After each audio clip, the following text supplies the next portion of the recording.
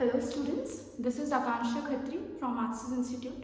Today we are going to study biological classification. This is in your 11th standard. Okay. So अगर आप लोगों ने इससे पहले का चैप्टर पढ़ा है living world, so in the living world we have looked at how we define living. ठीक है, हमने लिविंग को डिफाइन किया था 5 कैरेक्टर्स से. Those 5 characters were growth, they were reproduction, they were cellular organization, they were metabolism, and what else? The last one was consciousness. ठीक है, एक और पोर्शन था आपके प्रीवियस चैप्टर में, that was taxonomy. Taxonomy was a branch of biology that was dealing with identification, nomenclature and classification of organisms. ठीक है, देख रहे थे हम किसी ऑर्गेनिज्म को आइडेंटिफाई, उसको नेम कैसे करेंगे और फाइनली उसे ग्रुप्स में क्लासिफाई कैसे करेंगे. ये चैप्टर का नाम क्या है बेटा? चैप्टर का नाम है बायोलॉजिकल क्लासिफिकेशन. बायो से आप क्या समझते हैं? अगर मैं बायो की बात करूं तो bio itself signifies life. Bio का मतलब होता है लाइफ. बायोलॉजिकल क्लासिफिकेशन से हम क्या करना चाह रहे हैं? हम सारे के सारे लिविंग ऑर्गेनिजम्स को ग्रुप्स में डिवाइड करना चाह रहे हैं. That is the aim of our today's chapter. The chapter's name is biological classification. Okay, तो अगर हमें लाइफ को क्लासिफाई करना है, किसी भी चीज को क्लासिफाई करना है, फॉरगेट अबाउट लाइफ, किसी भी चीज को अगर ग्रुप्स में बांटना है तो एक बात पक्की है कि हमारे पास कोई क्राइटेरिया होना चाहिए या कोई बेसिस होना चाहिए जिसके माध्यम से हम क्लासिफाई करेंगे. राइट? जैसे मान लीजिए आपकी क्लास में you must be varied number of students. ठीक है, अब क्या करना है, मैं चाहती हूँ मैं इस क्लास को क्लासिफाई करूँ, मतलब इस क्लास में जितने भी लोग हैं उन्हें ग्रुप्स में डिवाइड कर दूँ. तो मुझे कुछ क्राइटेरिया सोचना होगा. एक क्राइटेरिया मैं सोच सकती हूँ कि मैं एक जगह सारे लड़कों को रख दूंगी, एक जगह सारे लड़कियों को रख दूंगी. तो यहाँ पर क्राइटेरिया क्या हो गया? क्राइटेरिया बेटा हो गया gender. The other thing I can do is I can classify them into groups based on their percentage. बोल सकती हूँ 90 या 85% से ज्यादा जो लोग हैं वो एक ग्रुप में आ जाए, 85% से कम लोग एक ग्रुप में आ जाए. ठीक है, तो एक बार ध्यान रखिएगा चैप्टर शुरू होने से पहले क्लासिफिकेशन के लिए सबसे इंपॉर्टेंट चीज है क्राइटेरिया, और इस क्राइटेरिया पे ही पूरा चैप्टर घूमेगा. बात बस इतनी होगी किसने अच्छा क्राइटेरिया दे दिया. क्या कहने का मतलब है? कहने का मतलब ये हो सकता है कि जेंडर के बेसिस पे group banana is a good way of is a good criteria और नॉट, या फिर एक बात हो सकती है कि परसेंटेज पे इज अ बेटर क्राइटेरिया. ठीक है, मतलब क्राइटेरिया एक सुटेबल होना चाहिए, क्राइटेरिया अच्छा होना चाहिए कोई भी चीज को क्लासिफाई करने के लिए. Let's move into the chapter biological classification. ठीक है, चलिए ये आपको क्या नजर आ रहा है? This is taxonomical hierarchy. ये आपने प्रीवियस चैप्टर में पढ़ा होगा.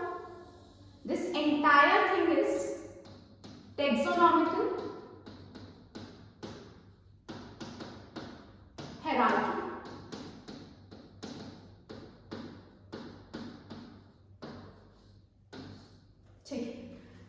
लाइफ को domain, kingdom, phylum, class, order, family, genus, species. ठीक है, बात क्या है? These are different ranks, these are different taxa in which organisms can be placed. Right? क्या होता है? जैसे हम डोमेन से किंगडम में आएंगे, किंगडम से फाइलम, फाइलम में क्लास, क्लास से ऑर्डर, ऑर्डर से फैमिली, फैमिली से जेनस, जेनस से स्पीशीज. सिमिलैरिटीज इंक्रीज होती चली जाएंगी. Similarities among organisms would increase. Similarities among organisms would increase. मतलब अगर हम टैक्सोनॉमिकल हायरार्की के डाउनवर्ड जा रहे हैं, अगर हम टैक्सोनॉमिकल हायरार्की में नीचे की तरफ जा रहे हैं तो ऑर्गेनिजम्स में हमारे सिमिलैरिटीज इंक्रीज होती चली जाएंगी. मतलब किंगडम आप लोग बहुत अगर हल्का फल्का सुने हो तो प्लांट एक किंगडम हो सकता है, एनिमल एक किंगडम हो सकता है.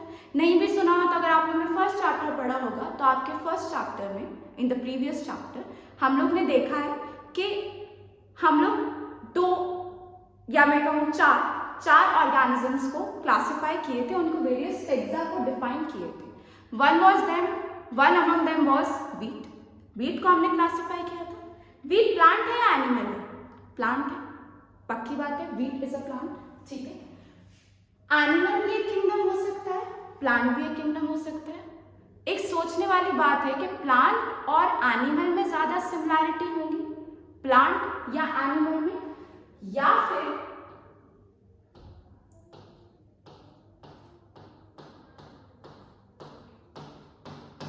Monocots, dicots. मोनोकॉट्स और डाइकॉट्स क्या है? प्लांट की क्लासेस है। ऑब्वियस सी बात है, क्लास लेवल पे सिमिलैरिटीज ज्यादा हो जाएंगी। क्यों सिमिलैरिटीज ज्यादा होंगी? अच्छा, किंगडम लेवल पे हम कह सकते हैं प्लांट और एनिमल, क्लास लेवल पे आप प्लांट्स की को क्लास कह सकते हैं मोनोकॉट्स और डाइकॉट्स। बताइए, प्लांट और एनिमल में ज्यादा सिमिलैरिटीज होनी चाहिए कि मोनोकॉट्स और डाइकॉट्स में? ऑब्वियस सी बात है, मोनोकॉट्स और डाइकॉट्स में ज्यादा सिमिलैरिटी होंगी as compare to plants and animals. तो जब भी आप टेक्सोनॉमिकल हायरार्की में डाउनवर्ड जाएंगे, similarities among organisms would increase. Moving forward, this was something from your previous chapter, this particular thing. अब next आगे बढ़ते हैं, ठीक है। तो अलग अलग साइंटिस्ट थे, अलग अलग साइंटिस्ट ने अलग अलग क्लासिफिकेशंस प्रपोज की, ठीक है। हर एक साइंटिस्ट ने ये जो चीज थी ग्रुप बनाने की या फिर ऑर्गेनिजम्स को पर्टिकुलर ग्रुप्स में डालने की for the ease of understanding, ये बहुत पहले से शुरू हो गई थी, ठीक है। तो the first scientist to appear was Aristotle. Aristotle is also known as father of science. Aristotle को हम फादर ऑफ साइंस कहते हैं। He has significant contributions towards physics, towards chemistry, towards biology, towards maths as well. For that reason he is known as the father of science, ठीक है। तो सबसे पहले पूरे के पूरे लिविंग वर्ल्ड को क्लासिफाई करने वाले साइंटिस्ट का नाम था एरिस्टोटल। एरिस्टोटल ने क्या किया था? Aristotle classified animals into red blood and no red blood, या फिर मैं कह सकती हूँ व्हाइट ब्लड वाले एनिमल्स में क्लासिफाई किया इन्होंने एनिमल्स, ठीक है। अच्छा, एक बात बताइए, रेड ब्लड से आप क्या समझते हो? अगर किसी का ब्लड रेड इन कलर है तो उसमें क्या प्रेजेंट होना चाहिए? एक पिगमेंट है बेटा, पिगमेंट का नाम है हीमोग्लोबिन। अगर किसी भी ऑर्गेनिज्म का ब्लड रेड है, तो पक्का सी बात है उसमें क्या प्रेजेंट होगा? हीमोग्लोबिन नाम का पिगमेंट। दिस पिगमेंट, अगर ये पिगमेंट प्रेजेंट है तो ब्लड कैसा होगा? रेड। अगर किसी एनिमल का ब्लड रेड है तो उसे हम क्या कह सकते हैं? रेड ब्लडेड एनिमल्स, ठीक है। क्या लिखा है? मैमल्स लिखा है, लिजर्ड्स लिखी है, बर्ड्स लिखी है, फिश लिखी है। Mammals, lizards, birds and fish, all these four things या फिर all these four group of organisms have red blood in them, ठीक है। white blood animals, इनमें क्या एब्सेंट होगा? इनमें हीमोग्लोबिन नाम का पिगमेंट एब्सेंट होगा, therefore they are not red in color, ठीक है। इन्होंने नो रेड ब्लड एनिमल्स को फर्दर क्लासिफाई किया into hard body and soft bodied animals, ठीक है। हार्ड बॉडीड एनिमल्स वो एनिमल्स हैं जिनमें बॉडी क्या है?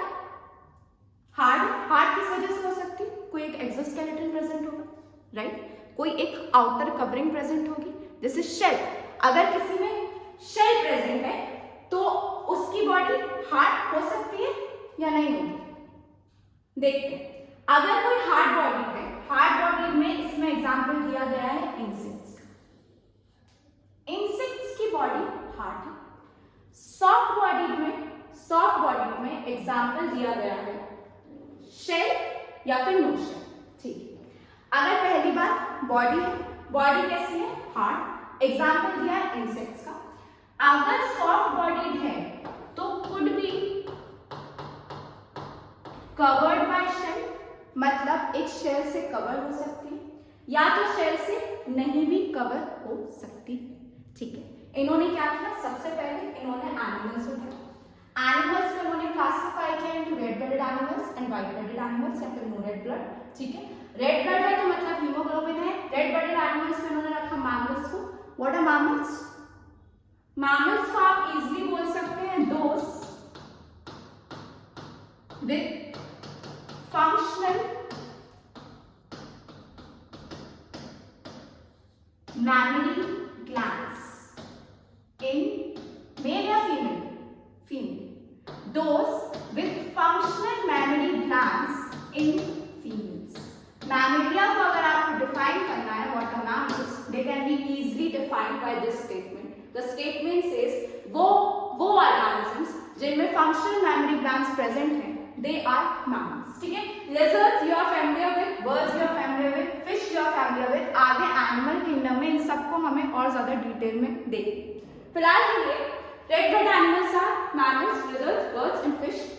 No red blood या फिर white blood animals को हम further classify कर सकते हैं into hard bodied and soft bodied. Hard body insects. Insects बेटा hard bodied क्यों है? Insects में exoskeleton प्रेजेंट है, ठीक है? वो एक्सोस्केलेटन किसका बना हुआ है? वो एक्सोस्केलेटन बना हुआ है बेटा काइटिन नाम के सब्सटेंस का. Chitin is one of the hardest substance known, ठीक है, अमंग एनिमल किंगडम. इस काइटिन की वजह से these insects are well protected, ठीक है? इंसेक्ट्स या फिर मैं कहूं have a very large population on earth. Okay, there are varied number of species of insects. Insects की इतनी लार्ज पॉपुलेशन होने का एक कारण ही है इस काइटिन का प्रेजेंस या मैं कहूँ इस एक्सोस्केलेटन का presence. No red blood animals are hard bodied. Hard bodied में उन्होंने एग्जांपल दिया इंसेक्ट्स का. सॉफ्ट बॉडीड एनिमल्स, ठीक है, उनमें एक्सोस्केलेटन एब्सेंट रहेगा पहली बार. फिर वो जो सॉफ्ट बॉडीड एनिमल्स हैं they could be covered by shell और they can't be covered by shell. मतलब सॉफ्ट बॉडीड एनिमल्स दोनों टाइप के मिल सकते हैं, या तो वो शेल से कवर्ड होंगे या तो वो शेल से कवर्ड नहीं होंगे. ये किसका क्लासिफिकेशन था? ये क्लासिफिकेशन था एरिस्टोटल का. एरिस्टोटल ने एनिमल्स को क्लासिफाई किया into red blood and white blood. Red blood में हीमोग्लोबिन प्रेजेंट है, व्हाइट ब्लड में हीमोग्लोबिन एब्सेंट है. Red blood animals are mammals, lizards, birds and fish. White blood को उन्होंने फर्दर क्लासिफाई कर दिया into hard body and soft body. Hard body में insects, shell insects present है. Soft body में क्या है? दो टाइप के हैं, those with shell या those without shell. Okay, ये रहा हमारा एरिस्टोटल का classification. Let's move forward to another. Okay. फिर आया two kingdom system of classification. The next one was two kingdom system of classification. Two kingdom system of classification किसने propose किया था? Proposed by Linnaeus. ये नाम आप लोगों ने He is the father of taxonomy. इससे previous chapter में he would have appeared n number of times. ठीक है? Linnaeus के काफी significant contributions हैं बायोलॉजी की तरफ. पहला तो आप लोगों ने पढ़ा होगा he proposed binomial nomenclature. Linnaeus was the scientist who proposed binomial nomenclature. Binomial nomenclature क्या था? हम कोई भी एक स्पीशीज को, हम कोई भी एक ऑर्गेनिज्म को दो टर्म्स में डिफाइन कर सकते हैं. पहला टर्म होगा genus, the next term was species. ठीक है? लीनियस ने को फादर ऑफ टेक्सोनॉमी भी कहते हैं, ठीक है? और लीनियस ने एक और चीज प्रपोज की है, the name is two kingdom system of classification. What do I mean by two kingdom system of classification? दो किंगडम का सिंपल सा मतलब है कि जितने भी लिविंग ऑर्गेनिजम्स, ठीक है, जितने भी लिविंग ऑर्गेनिजम्स अर्थ में प्रेजेंट हैं, लीनियस ने उन्हें दो किंगडम में डिवाइड कर दिया. एक किंगडम का नाम दिया उन्होंने प्लांट, एक किंगडम का नाम दिया उन्होंने एनिमल. ठीक है? मैंने स्टार्टिंग में ही कहा था जब भी कोई क्लासिफिकेशन होगा उसका कोई क्राइटेरिया होना जरूरी है. ठीक है? आप बिना सोचे समझे क्लासिफाई नहीं कर सकते. इससे पहले हमने एरिस्टोटल का देखा. एरिस्टोटल ने एनिमल्स को दो ग्रुप्स में क्लासिफाई किया. उनका क्राइटेरिया क्या था? उनका क्राइटेरिया था जिनमें रेड ब्लड हो और जिनमें रेड ब्लड ना. लीनियस ने क्या किया? लीनियस ने भी ऑर्गेनिजम्स को दो किंगडम में डिवाइड किया. दो किंगडम में अगर डिवाइड किया है तो बेटा क्राइटेरिया होना इज अ मस्ट. सो इस डिवीजन का क्राइटेरिया क्या था? इस डिवीजन का क्राइटेरिया था बेटा प्रेजेंस और absence of cell wall. Division का criteria was प्रेजेंस और एब्सेंस ऑफ सेल वॉल। सबसे पहले देखते हैं सेल वॉल क्या होती है, ठीक है। अगर आप लोग प्रीवियस क्लासेस में भी पढ़ के ही आएंगे, एक टिपिकल सेल का स्ट्रक्चर देखेंगे। So this could be a cell, right. इस सेल में एक आउटर मोस्ट लेयर होगी, इसका नाम है सेल मेम्ब्रेन, ठीक है। इसमें एक न्यूक्लियस प्रेजेंट हो सकता है, कुछ सेल ऑर्गेनेल्स भी प्रेजेंट हो सकते हैं। We will look about all the other structures in detail in the chapter 7. फिलहाल के लिए मैं बताना चाह रही हूँ कि सेल वॉल क्या होता है, व्हाट इज सेल वॉल, ठीक है। चलिए सेल वॉल समझने का थोड़ा सा कोशिश करते हैं।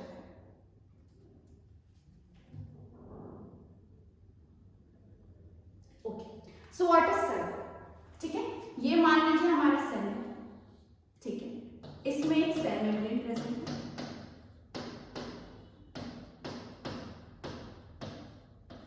सेल मेम्ब्रेन एक न्यूक्लियस भी प्रेजेंट हो सकता है, ठीक है। सेल मेम्ब्रेन है, न्यूक्लियस है, ठीक है। ये एक सेल एक काम करते हैं, एक एक्स्ट्रा लेयर और ऐड कर देते हैं, okay. We are adding an extra layer to this cell. इस एक्स्ट्रा लेयर का नाम क्या है? इस एक्स्ट्रा लेयर का नाम बेटा है सेल। सेल वॉल है प्रोटेक्टिव कवरिंग ऑफ सेल। इसका फंक्शन क्या है? फंक्शन बेटा सेल वॉल का है टू प्रोवाइड रिजिडिटी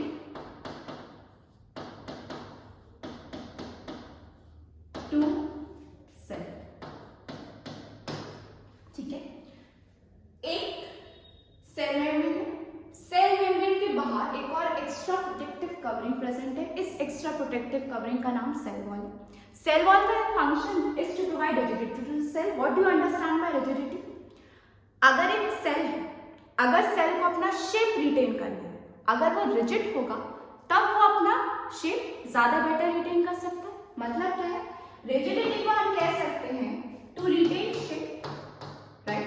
इसके अगेंस्ट अगर कोई चीज फ्लेक्सिबल है, अगर कोई चीज फ्लेक्सिबल है तो वो अपना शेप ज्यादा इजीली चेंज कर सकती है। यहां अगर सेल वॉल प्रेजेंट है तो ये सेल का क्या होगा? शेप मेंटेन रहेगा, रिजिडिटी प्रोवाइड होगी, और एक और चीज होगी, सेल को सपोर्ट भी मिलेगा। सेल वॉल सपोर्ट प्रोवाइड करने का काम भी करती है। This is the function of cell wall. बात इतनी है कि कुछ सेल्स होंगे जहां पर सेल वॉल प्रेजेंट होगी और कुछ सेल्स होंगे जहां पे सेल वॉल एब्सेंट होगी। How does cell look without the cell wall? Simple, एक प्लाज्मा मेम्ब्रेन होगी,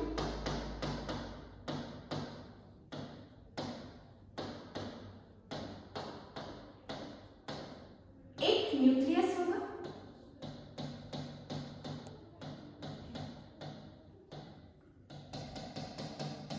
एक फ्लूइड मैट्रिक्स भी होगी जिसका नाम साइटोप्लाज्म होगा। या आपने अपनी छोटी क्लासेस में मोस्ट प्रोबेबली पढ़ा होगा। Fluid matrix called cytoplasm. Similarly यहां पर भी फ्लूइड मैट्रिक्स प्रेजेंट हो सकता है,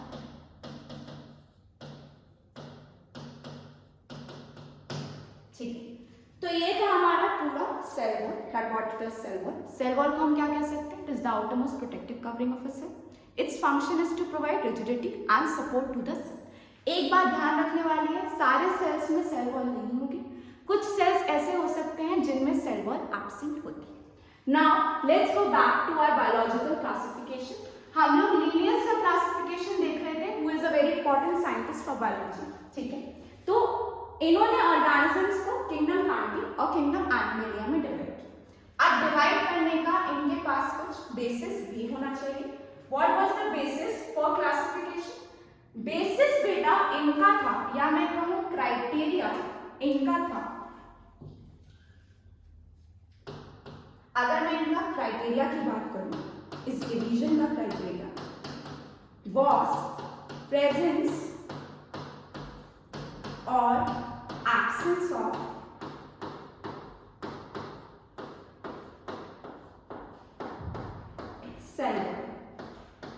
सेल वॉल का प्रेजेंस या तो एब्सेंस इस two kingdom system of classification का क्राइटेरिया। किंगडम प्लांटी में लीनियस ने उन ऑर्गेनिजम्स को रखा जहां पे cell wall present. Linnaeus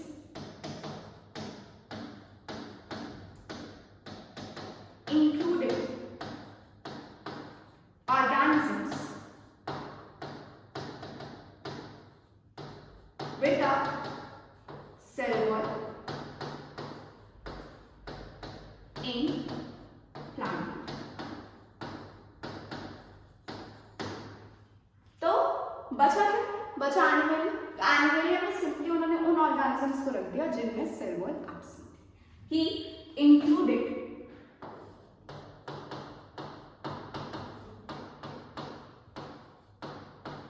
organisms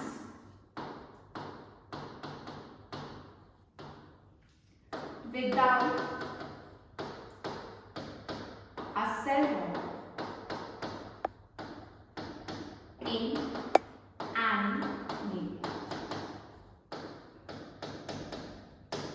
fine. तो क्या देखा हमने देखा two kingdom system of classification. Two kingdom system of classification में लीनियस ने पूरे लिविंग वर्ल्ड को या पूरे ऑर्गेनिजम्स को दो किंगडम में क्लासिफाई कर दिया। इनका क्राइटेरिया था प्रेजेंस और एब्सेंस ऑफ सेल वॉल। ठीक है, जहां पर सेल वॉल प्रेजेंट थी ऐसे ऑर्गेनिजम्स को उन्होंने प्लांटी किंगडम में रख दिया और जहां पर एब्सेंट थी उन्हें रख दिया into the kingdom animal. This was all about the kingdom two kingdom system of classification. Now let's move forward. ठीक है, अब बात बेटा इतनी है कि इस किंगडम सिस्टम ऑफ क्लासिफिकेशन, जो दो किंगडम सिस्टम ऑफ क्लासिफिकेशन था, दैट इज क्वाइट प्रॉब्लमैटिक। क्यों प्रॉब्लमैटिक है? पहली बात तो ये देखा जा सकता है कि इन्होंने सिंपली क्या किया, जहां पे सेल वॉल प्रेजेंट है उसको उठा के रख दिया इन किंगडम प्लांटी, और जहां पर एब्सेंट है उसको उठा के कहा रख दिया एनिमल। सिर्फ एक क्राइटेरिया के बेसिस पे पूरे के पूरे लिविंग वर्ल्ड को दो ग्रुप्स में बांटना is not a very scientific way of classification। ठीक है, अगर हमें क्लासिफिकेशन ढंग से करना है, सी लिविंग वर्ल्ड में डाइवर्सिटी बहुत है, right. We talk about biodiversity, we talk about variations present in living organisms. ठीक है, इतने वेरिएशन के बावजूद हम पूरे के पूरे लिविंग वर्ल्ड को सिर्फ एक क्राइटेरिया के बेसिस पे दो ग्रुप में डाल दें, दिस इज नॉट गुड। समझने की कोशिश कीजिए, और भी कई क्राइटेरिया हो सकते हैं, there could be many criterias. एक बात तो ये समझिए, क्या इन्होंने बिल्कुल सिंपल देखते हैं, क्या इन्होंने सेल वॉल का केमिकल नेचर देखा? क्या इन्होंने ये जानने की कोशिश की कि सेल वॉल चलो ठीक है सेल वॉल है, उन सब ऑर्गेनिजम्स को उठा के उन्होंने प्लांट में रख दिया। क्या उन्होंने ये जानने की कोशिश की कि सेल वॉल का केमिकल कॉम्पोजिशन क्या है, ये सेल वॉल बनी किसकी है? ये सेल वॉल अगर आप लोग को हल्का फुल्का भी याद हो 10th स्टैंडर्ड, तो एक बात तो देखा होगा कि प्लांट्स में सेल वॉल है और वो सेल्यूलोज की है। ठीक है, प्लांट्स में सेल वॉल है और सेल्यूलोज है। पर क्या इन्होंने प्लांटी किंगडम में जितने भी ऑर्गेनिजम्स रखे सबकी सेल वॉल सेल्यूलोज की थी या नहीं थी? पहली बात, इन्होंने केमिकल कॉम्पोजिशन चेक करने की कोशिश ही नहीं की। He didn't even try to check the chemical composition of the cell wall present in these organisms। पहले, ठीक है। अच्छा, prokaryote and eukaryotes were included under plants based on the presence or absence of cell wall। चलिए, तो दो नए से term आ गए बेटा। एक टर्म का नाम है प्रोकैरियोट, एक टर्म का नाम है यूकैरियोट्स। अब ये प्रोकैरियोट और यूकैरियोट क्या होता है ये जानना जरूरी है। So let's look at what do one mean by prokaryotes and eukaryotes. ठीक है, चलिए हम किनके बारे में जानना चाहते हैं? हम जानना चाहते हैं about prokaryotes and eukaryotes. It's quite simple, let's just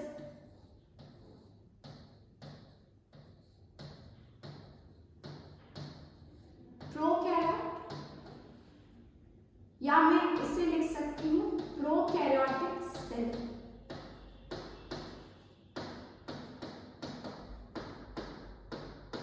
एक और टर्म हमने देखा यू,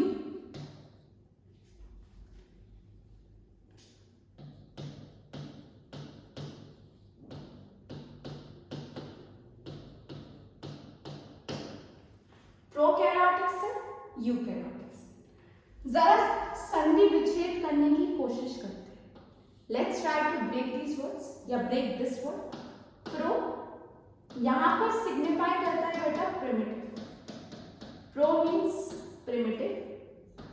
कैरियोटिक वर्ड आ रहा है कैरियॉन्स, कैरियॉन का मतलब होता है न्यूक्लियस। चलो, प्रो का मतलब प्रिमिटिव, कैरियॉन का मतलब nucleus. Eukaryotic cell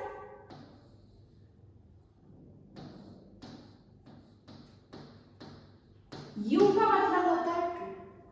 this is a prefix. आप किसी भी वर्ड में, बायोलॉजी में किसी भी वर्ड के आगे अगर यू जोड़ देते हैं उसका ऑटोमेटिकली मीनिंग हो जाएगा true. You add the word, you add the word you add the prefix you will mean that we are talking about something which is true. ठीक है, तो यू ट्रू था। कैरियोटिक वर्ड हम देख चुके हैं, कहां से आया है, न्यूक्लियस से आया है। कैरियॉन का मतलब होता है न्यूक्लियस। ठीक है, तो इतना तो हम कह सकते हैं कि प्रोकैरियोटिक सेल में प्रिमिटिव न्यूक्लियस है।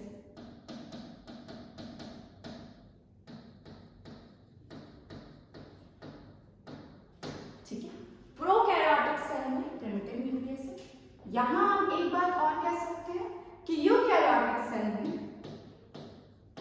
ट्रू न्यूक्लियस है। अब मतलब क्या है हमारा इस प्रिमिटिव न्यूक्लियस से और ट्रू न्यूक्लियस से? देखो, मान लो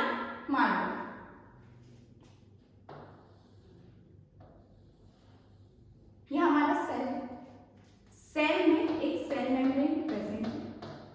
सेल वॉल हो भी सकती है, नहीं हो सकती, depends on the type of cell. Okay, तो सेल मेम्ब्रेन में पक्का से होगी, सेल वॉल हो ना हो, सेल मेम्ब्रेन तो होना ही। ठीक है, चलो सेल मेम्ब्रेन यहां हम एक और स्ट्रक्चर ड्रॉ कर रहे हैं। यहां देखिए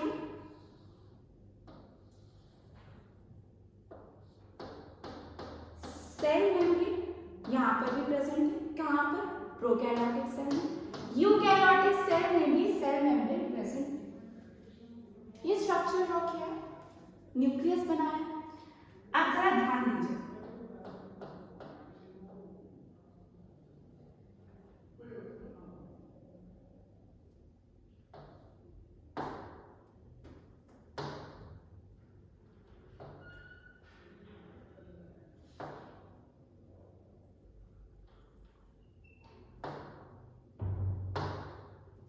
चलिए इसको मैं ये जो ब्लू स्ट्रक्चर बनाई हूं इसे कहते हैं बेटा, इसे मैं सिग्निफाई कर रही हूं एज जेनेटिक मटेरियल। अब जेनेटिक मटेरियल क्या चीज है? तो अगर जेनेटिक मटेरियल को मैं सिंपली डिफाइन करना चाहूं तो मैं कहूं ऐसा मटेरियल जो एक जनरेशन से दूसरी जनरेशन में पास होगा। मतलब अगर पेरेंट है तो पेरेंट से चिल्ड्रन में पास होगा। ठीक है, एक जनरेशन से दूसरी जनरेशन में पास होने वाला material is genetic material that is passed from one generation to another.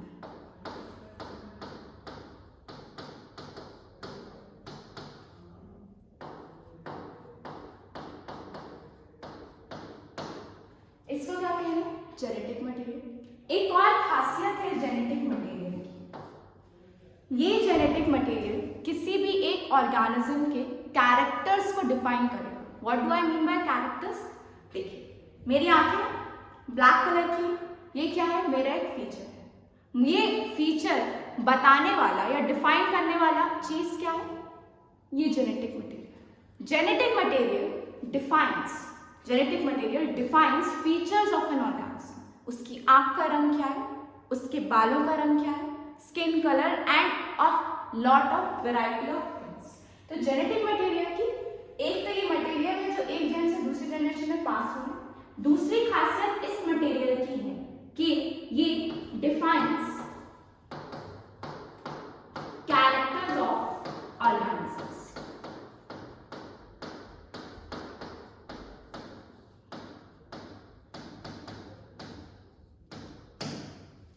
ठीक है, तो सेल मेम्ब्रेन की एक और कुछ मेम्ब्रेन मैंने यहाँ पर ड्रॉ की, इसके अंदर मैंने जेनेटिक मटेरियल शो किया।